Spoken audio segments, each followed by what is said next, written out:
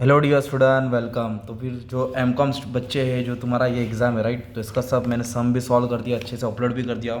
तो यूट्यूब पे फ्री है, ओके, यू कैन स्टडी। अगर तुमको इसका सब सॉल्यूशन चाहिए एक साथ तो मैसेज कर देना, मैं सब सेंड कर दूंगा, ठीक है। 200 रुपीज़ है, तुमको सब अच्छा खासा सॉल्यूशन मिल जाएगा एक क्लिक पे, ठीक है। तो ऑब्जेक्टिव्स डिस्कस करते हैं। सबसे पहले क्या दिया है, मैथ्स ऑफ फॉलोइंग आता है। तो लीगल कंप्लायंस, मतलब लीगल मतलब होता है रूल्स एंड रेगुलेशन। तो रूल्स एंड रेगुलेशन कौन बनाता है मालूम है क्या? Corporate governance. तो लीगल कंप्लायंस मतलब कॉर्पोरेट गवर्नेंस, ओके। इसका फर्स्ट का आंसर सी है।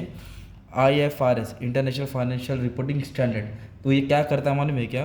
क्या एनहेंस करता है, मतलब बढ़ाता है, अकाउंट्स का अच्छे तरीके से बनाता है, मतलब यूनिफॉर्मिटी इन अकाउंट्स करता है ये, ठीक है। और ये वाला मेन है, आपको आना चाहिए, इंडियन अकाउंटिंग स्टैंडर्ड 33। तो 33 किसके साथ करता है मालूम है क्या? Earning per share. 33 earning per share है और 108 ऑपरेटिंग सेगमेंट है ना, ऐसा कुछ है, तुमको याद करना पड़ेगा, ठीक है। तो 108 अकाउंटिंग स्टैंडर्ड एग्जाम में भी आएगा लिखे, ठीक है, इस पर रेडी रहने का है। और फिर बोरिंग कॉस्ट आता है, बोरिंग कॉस्ट का भी अकाउंटिंग स्टैंडर्ड दिया रहेगा, इधर दिया रहेगा, कितना दिया रहेगा? 100 बोरिंग कॉस्ट का अकाउंटिंग स्टैंडर्ड AS23। एग्जाम में ऐसा कुछ आएगा, आपको याद करना है। अभी ऑपरेटिंग सेगमेंट दिया ना, तो ऑपरेटिंग सेगमेंट क्या करता है मालूम है? ये कंपनी का हिस्सा होता है, कंपनी का एंटिटी होता है, मतलब बी वाला आंसर है। क्यों? क्योंकि it is a component of entity, business का अलग अलग सेगमेंट होता है ना वो। डायलूटेड मतलब कमज़ोर ना, डायलूटेड अर्निंग क्या करता है मालूम है क्या? ड्यू टू किसके कारण होता है डायलूटिंग अर्निंग? पोटेंशियल फैक्टर, मतलब ज़्यादा शेयर होल्डर्स बढ़ जाएंगे तो इसके कारण। अभी दिया अकाउंटिंग स्टैंडर्ड 12। तो 12 किसके साथ डील करता है? टैक्स के साथ करता है। तो 12 किसका डील करता है? टैक्स लायबिलिटी, याद करने का, ठीक है।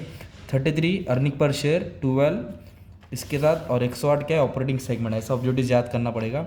सुपर प्रॉफिट तो ये तो मालूम है, excess of FMP over normal profit, ये नहीं आएगा, FMP ज़्यादा रहता है नॉर्मल प्रॉफिट पे, तो F वाला आएगा, कंफ्यूज होता है। अनरियलाइज्ड प्रॉफिट तो इसको माइनस करना पड़ता है, ये कंसोलिडेटेड में आता है, ठीक है। तो ये वाला मैंने अपलोड किया था, सम अपलोड किया है, तो अच्छे से कर लेना कंसोलिडेटेड। अच्छा खासा पेपर सॉल्व किया है तुम्हारे लिए। अभी क्या दिया? ट्रू और फॉल्स दिया, ठीक है। तो ट्रू और फॉल्स में क्या दिया मालूम है क्या? The information should be objective, yes, information काम का होना चाहिए। और core group is considered bye MCA नहीं करता, ICA करता है, ये फॉल्स है। फिर direct boring cost should be capitalize, या जो भी डायरेक्ट बोरिंग करता है उसको कैपिटलाइज करना पड़ता है।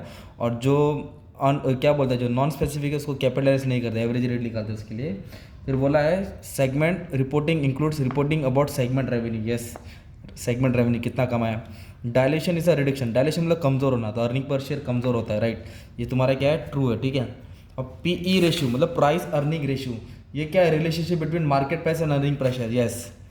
PE रेशियो से मार्केट प्राइस और अर्निंग पर शेयर अपन ढूंढते हैं। Goodwill is excess of cost of investment over value, उसको कैपिटल रिजर्व बोलते हैं, गुडविल नहीं बोलते, कैपिटल रिजर्व बोलते हैं। जब इन्वेस्टमेंट ज़्यादा रहेगा ना तो उसको क्या बोलेंगे? Capital reserve. और जब वैल्यू ऑफ इन्वेस्टमेंट ज़्यादा रहेगा तो गुडविल रहेगा। तो ये वाला तुम्हारा फॉल्स हो गया, ठीक है।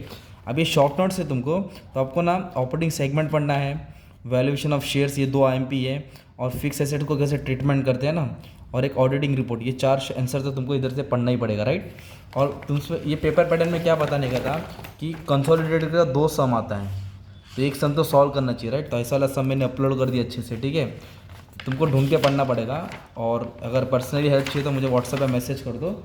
देखो 200 ज़्यादा नहीं है, मैं तुमको पूरा सॉल्व करके दिया हूँ, मतलब तुम्हारा काम आसान होगा, तुम लोग पास हो जाएंगे, ठीक है।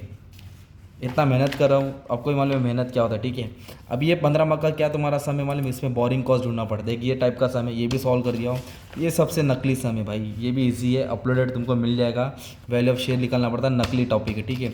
फिर वापस इस 15 मार्क का सम आया तुम्हारे पास, क्या आया? वही बुक वैल्यू, मार्केट वैल्यू सब ढूंढने का था।